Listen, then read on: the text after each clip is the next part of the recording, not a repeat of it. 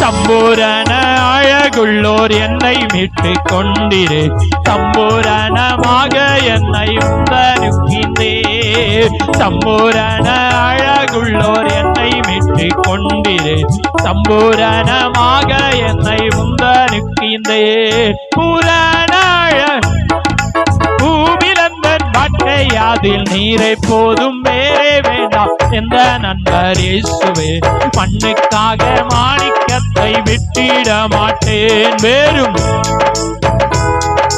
விட்டிட மாட்டேன். எருசலேம் குமாரிகள் எந்தனை வாழ்ந்தோராய் என்னில் உள்ள உந்த நன்மை நீக்க முயன்றார்.